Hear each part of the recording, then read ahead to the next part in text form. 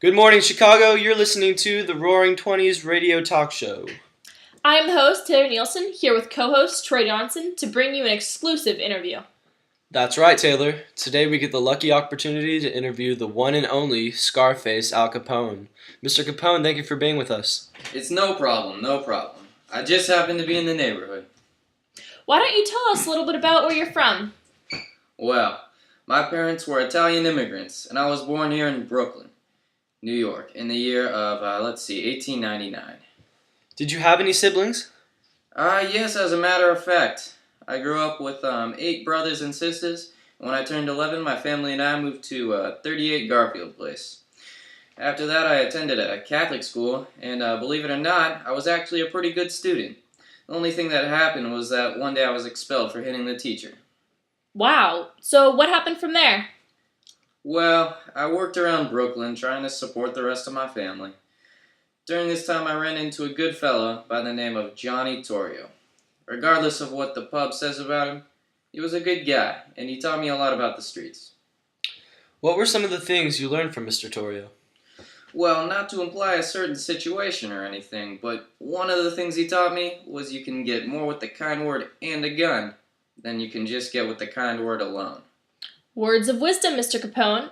Or do you mind if I call you Al? You know, I don't mind. Anything you prefer, Ms. Nielsen. Even Scarface would do.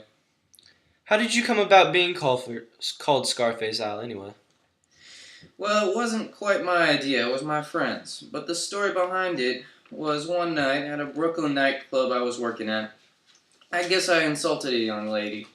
And her brother Frankie, otherwise known as Frankie Galucio, my current bodyguard, gave me 3 slashes to the face that became scars.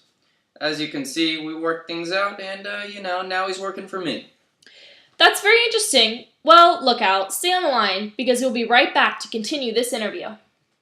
Yes, stay tuned. We will be back in less than 60 seconds.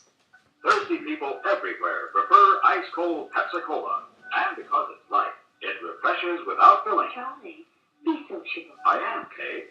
Pepsi is a favorite of thirsty people from Maine to Hawaii, from Alaska to Florida. Charlie, It's perfect for parties or picnics, so serve Pepsi to your guests. that's helpful. But This is the sociable part. Keep plenty of Pepsi ice-cold and ready. Remember, it goes fast because everybody likes Pepsi. singing still sounds more inviting. May I? Be sociable. Look more. Keep up to date with Pepsi. Drink light, refreshing Pepsi. Stay young and fair. Debonair. Be sociable. Have a Pepsi. But singing doesn't say, pick up an extra carton of Pepsi today. Better yet, get a case. You do that. We are back to RTRT with Taylor and Troy in the morning. Lucky for you all, we have an exclusive interview with Mr. Capone. Welcome back, Al. Well, hello again. I'm just happy to be here. We are happy you're here. So, Mr. Capone, word on the street is that you were involved with bootlegging, prostitution, and other criminal activities. Are any of these accusations true? Now, Mr. Johnson, don't go around believing all the rumors you hear. All you guys need to know is that my business is completely legitimate. These accusations made about me, they're entirely false. Okay, whatever you say, Al. These accusations made are by people that are jealous of my success. And if any of these rumors were true, then why wouldn't I have been detained by the police? But, Mr. Capone, you have been. Well, every time they detain me, they can never link me to any of the criminal activities they're accusing me of. Very true, Al. Very true. A few weeks ago, in the news, members of the North Side mob were brutally murdered in what they call the Valentine's Day Massacre. There is speculation of your involvement in this atrocity. You know, that's very sad. It's very sad. Well, I'll tell you, my boys and I had nothing to do with it. Those guys got what was coming for them. It's what happens when you steal from the big sharks, you know? That is very true. Well, tell us a little bit about the town council elections a few years ago. Well, they say it was one of the most crooked elections in Chicago's history. It seems that a number of mobsters were monitoring the polls in order to persuade the voters to vote for your candidate. Well, it seems that we had a bit of a misunderstanding. It's all water under the bridge now. We heard that after he was elected into office with your support, he vowed to run you out of Chicago. We also heard you went to town hall and pushed him down the steps.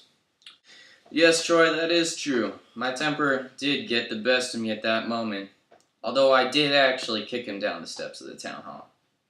Sounds like you need to control your anger. That is about all the time we have with you, Mr. Capone. But before you go, we do have one last question. How are you holding up after all you've been through? Well, thank you for asking, Ms. Nielsen. My doctors say that I have this disease called syphilis and some heart issues. I'm not too worried about them right now, though, because none of those things are affecting me. I'm just trying to get my taxes done by next week, the government's really trying to get on me for those. Well, we wish you the best of luck, Al. Thank you again for being with us. We appreciate your time. Anytime, Troy. I actually have somewhere to be right now.